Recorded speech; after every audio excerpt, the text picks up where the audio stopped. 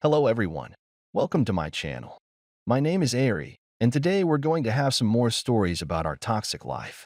But before we start, it would be so much appreciated if you would subscribe to my channel, like the video, if you enjoy it, and maybe leave a comment down below. These simple clicks would mean a lot to the future of this channel and really reward the effort that I put in every day. And now without further ado, let's go. Today's first story. In this story, Opie discovers his wife married him for financial security while he battled cancer. Suspecting cheating, he catches her with another man, leading to a divorce. The woman's manipulation is exposed through a hidden camera, revealing her shallow nature and attempts to exploit her mother. Online, she faces public condemnation, loses job opportunities, and becomes a cautionary tale. He, now a cancer survivor, rebuilds his life, remarries, and finds happiness with a new family. Now let's get into the story. My wife, 30, modeled from the age of 3 and participated in beauty pageants. When I first met her at 35, thought I met the rarest woman in the world. Beautiful, selfless, and genuine. She was so convincing. But now I know her mother raised her to be a manipulative, shallow dog. I found out my wife only married me to ensure her financial security. I had a small fortune to my name when I was diagnosed with cancer. My chances of survival were said to be very low. Even though I was extremely fit and healthy, I didn't believe this diagnosis. I believed in my ability to overcome the sickness and eliminate it completely. I continued dating, telling each woman I met about my diagnosis. Most women gave me a fun night, then admitted they couldn't commit to someone only to watch them die. It was. But I knew I was going to survive. So when I met a beautiful woman that wanted to commit to me despite cancer, I was thrilled. I believed she had faith in me to overcome it. We got married after a year, which was faster than I expected, but I thought she loved me and I wanted her to be my wife before my time was up.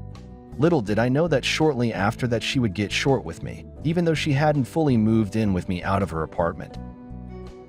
She did spend many nights at my house, but those became less frequent. I didn't have to ponder what to do for very long. I showed up at her apartment unexpectedly. When I arrived, I saw a different car and knew this was it. She was cheating. It hurt, but the whole time we dated, I had a little voice in my head that wondered if she was faking it all. I know I probably shouldn't have married her with that little voice, but I did. When I got inside with the spare key she kept in her car, I heard motion upstairs. I went up there and deliberately opened the bedroom door. They screamed and stopped doing the nasty.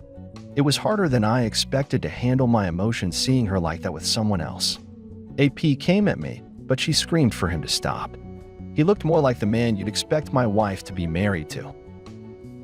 He watched her, quite puzzled and angry, while she frantically explained to me that he meant nothing to her and she wanted to go home with me right now. She looked at AP with panic in her eyes, like she wanted to tell him she'd miss out on hundreds of thousands of dollars if he didn't play along. But she couldn't say that, so she tried to leave with me quickly. He wasn't having that and demanded to know what the hell was going on.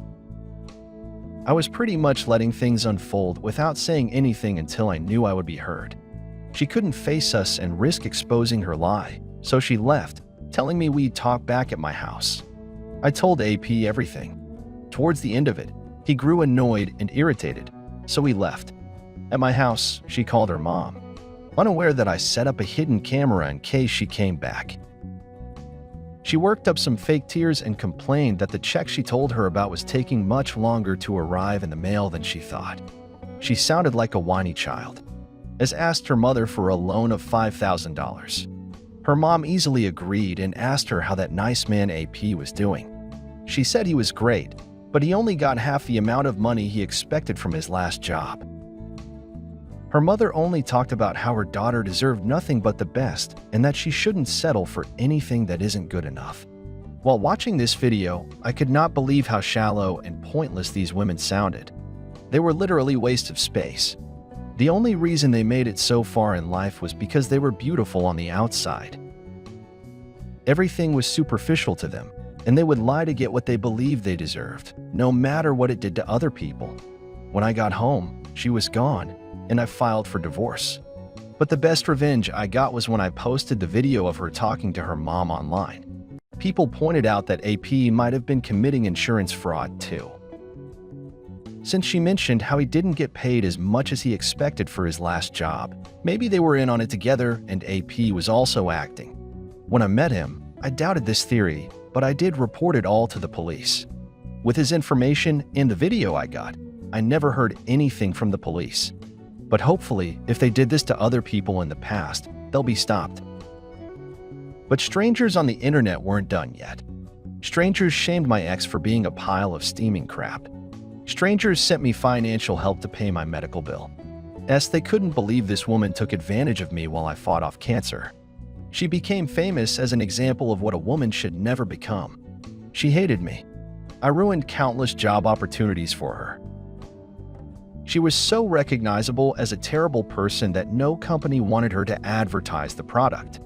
She moved away and laid low, living a below-average, not-so-glamorous life. I'm proud to announce that I am a cancer survivor. And since all this happened, I've remarried and had a child. We run marathons together as a family, and it's a life I'm happy to be here for. Today's second story. In this story, Obi became suspicious of his wife when she started volunteering at a nonprofit, deviating from her usual behavior. A chance conversation at work revealed the potential affair. Returning home early, he confronted his wife and her supposed lover, exposing the cheating. Realizing he made a mistake in marrying her, he ended the relationship, highlighting her deceitful nature. Grateful for the revelation, he moved on, thankful for a second chance at love. Now let's get into the story. I started to suspect something was going on with my wife when she started volunteering at a nonprofit organization. She was never into doing anything that could be called work. She basically got paid to be silly and goofy in videos that she made at home. I guess she had a pretty big online presence, which worked out well for her because she didn't like leaving the house. When she started volunteering in a place that took 25 minutes to drive to, that was out of character for her. Even driving to the grocery store 5 minutes away was enough time away from home. I was listening to someone at work talk about their friend, who met this pretty woman at a part-time job he worked at. I really wasn't paying any attention, but to be nice, I asked where he worked. When he said the name of my wife's nonprofit, my ears perked up. I asked if he had a picture of this woman, but he said no. He showed me AP's profile on social media, and there it said, in a relationship, but it didn't specify who. My wife's profile always said the same thing, because I didn't have a page. I had a hunch this was fate telling me my wife was cheating. The guy didn't know what his friend's girlfriend's name was either. A part of me wondered why he tried gossiping if he didn't have all the information. I decided to leave work early. My wife mentioned having a few people from the nonprofit at the house today, but they'd be gone before I got home. Now, since I was leaving early, I'd get there before them. When I walked in the door, my wife's face went pale. She stammered to ask me what I was doing at home and was being hurriedly sweet, asking if I needed anything. I was so amused that I could see her panic. I knew she was cheating on me. She never behaved like this and was about to have someone at the house. At this moment, I owed my gossipy coworker thanks for any future happiness I found with my next partner. I took my time lingering in the hallway by the front door while my wife sweated bullets. I told her I had a stomachache, so I wanted to see what she was up to. She looked like she wanted to scream at me to go back to work, but she couldn't. She bit her tongue and said the nonprofit people would be here any minute, so I might want to go upstairs or get somewhere a little less boring. I told her no thanks, that I wanted to see what they were up to. I even asked if we could all play Jenga or poker. She was so frustrated, I couldn't help but laugh. She asked what was so funny, and I laughed more. I said nothing, and then the doorbell rang. I rushed to answer it, but my wife was faster. She blocked the door, standing with her back against it. She said she was embarrassed of her friends because they weren't half as cool as me.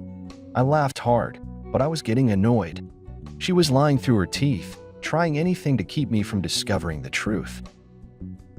I fake bolted to go for the back door, and while my wife was in full momentum that way, opened the front door. There was a very confused and scared man looking at me, the same one I saw on the profile.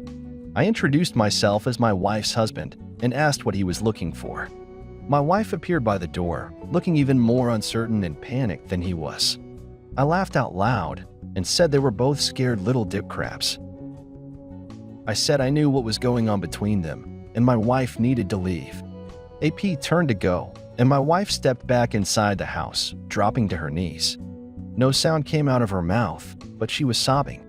I yelled for AP to look at her now. He did, then drove away quickly. At this moment, I knew I made a terrible mistake marrying her. I was always a very hardworking and reasonable person, and opposites attract. So I married a lazy jokester that didn't know what she wanted out of life. She begged me not to leave her or make her leave. She was scared and had nowhere else to go since we'd been married for 11 years and lived states away from her relatives. I told her that wasn't my problem and that there are resources out there for sleazy women like herself. People would always be willing to lend a hand to a pitiful woman in need. I pushed her and her stuff out the door and locked it. We had 2 cars, but they were both mine, so I didn't give her one. She found somewhere to go with the use of her smartphone because she was gone in a few hours. I don't know if this was the only time she cheated on me or not, but regardless, I'm glad I discovered the truth. I made my coworker a thank you for your big mouth basket. My ex only ever contacted me to beg me for stuff. I never gave her anything, and she still survived, no matter how tough it was. It's been a while since she got a ride back to the state her relatives lived in. I don't know who she still had contact with since their relationship was never great, and she'd been away for 11 years. I've managed to start dating again, and am just happy to be alive and given a second chance at finding love.